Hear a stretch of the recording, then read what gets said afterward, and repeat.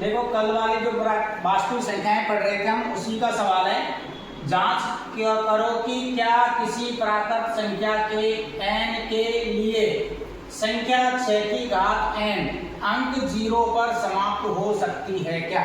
देखो 6 की घात n का गुणनखंड करने पर वो 0 पर समाप्त हो सकती है या नहीं हो सकती है, ये हमको इसमें ज्ञात करना है। माना कि किसी प्राकृत संख्या n के लिए स्मॉल n और कैपिटल N, देखो 6 की घात n अंक 0 पर समाप्त होती है।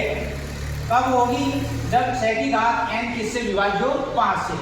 6 की घात n 0 पर तब समाप्त होगी जब 6 की घात n 5 से विभाज्य हो, यानी उसमें 5 का भाग जाना चाहिए, तब जाके ये 6 की घात n वो संख्या 5 से 0 पर समाप्त हो सकती है, वरना नहीं होगी।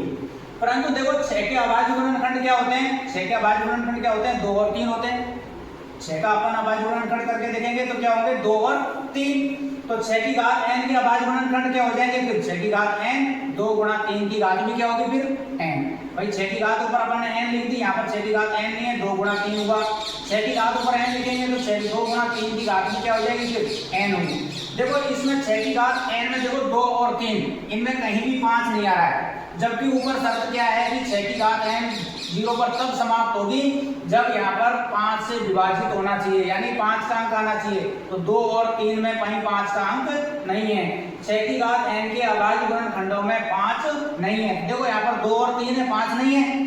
5 नहीं है तो ये जो 6 की घात n का कोई भी गुणनखंड 5 नहीं हो सकता, क्योंकि ये यहाँ पर 2 और 3 ही आ रहा तो 5 कहीं नहीं आया। अगर 5 होता तो ये संख्या विभाजित होती और 0 पर समाप्त होती, लेकिन यहाँ पर 2 और 3 है, 5 नहीं आया है, तो 6 की घात n का 0 पर समाप्त नहीं हो सकती। यही हमसे इसने पूछा है कि 6 की घात n अंक 0 पर समाप्त हो सकती है कि 0 की घात उस पर समाप्त नहीं होगी।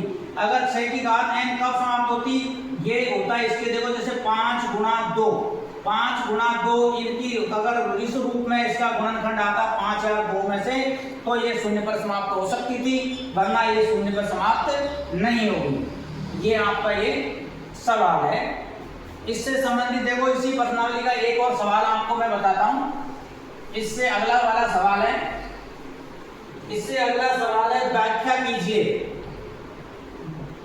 व्याख्या करो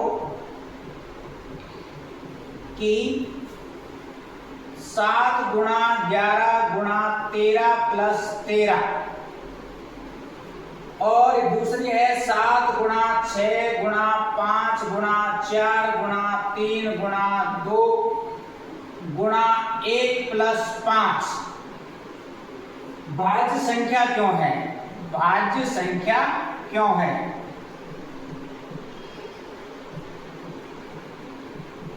देखो भाज्य संख्या तब होती है जब ये एक से अधिक उसके गुणनखंड होते हैं। तो देखो ऊपर लिखा हुआ है 7 गुणा 11 गुणा 13 प्लस 13।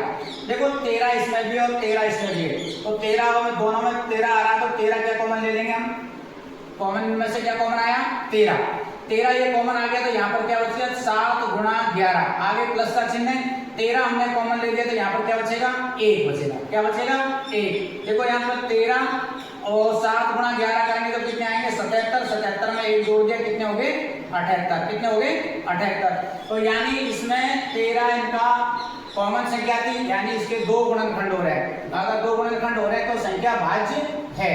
इसी प्रकार देखो इस संख्या में 7 गुणा 6 गुणा 5 गुणा 4 गुणा 3 गुणा 2 गुणा 1 प्लस में 5। देखो इसमें 5 और 5 कॉमन है। क्या कॉमन आ रहा है इसमें? 5। तो हमने क्या कॉमन लिया? 5। तो देखो यहाँ लिखा 7 गुणा 6 गुणा 4 गुणा 3 गुणा 2 गुणा 1, 5 कॉमन आ गया तो यहाँ पर क्या बचेगा? 1 बचेगा। देखो इसी प्रकार इनको हम गुणा करके जोड़ेंगे तब भी अलग अलग संख्या आएगी। तो यानी इसमें भी 1 से अधिक गुणनखंड है, 1 से अधिक, 1 से अधिक गुणनखंड है, तो ये भी संख्या भाज्य होगी। इसमें भी 1 से अधिक गुणनखंड है, 1 से अधिक गुणनखंड है, तो ये संख्या भी अभाज्य होगी। यानी इस संख्या में 13 कॉमन आ रहा था, 13 कॉमन ले लिया, 7 और गुणा 7 गुणा 11 करेंगे 77, 1 78, यानी 2 संख्या है, तो एक से अधिक गुणनखंड हो गए। इसी प्रकार इसमें 5 है और इसमें 5 है तो दोनों में से 5 कॉमन आ गया, तो 7 गुणा 6 4 3 2 और 1 ऐसे ऐसे लिख दिया। यहाँ प्लस का 5 था, 5 कॉमन ले लिया तो यहाँ पर क्या बचेगा 1। तो इसी प्रकार इसमें भी एक से अधिक गुणनखंड है, तो यह संख्या भी भाज्य होगी और यह संख्या भी भाज्य होगी, यानी दोनों संख्या भाज्य होगी।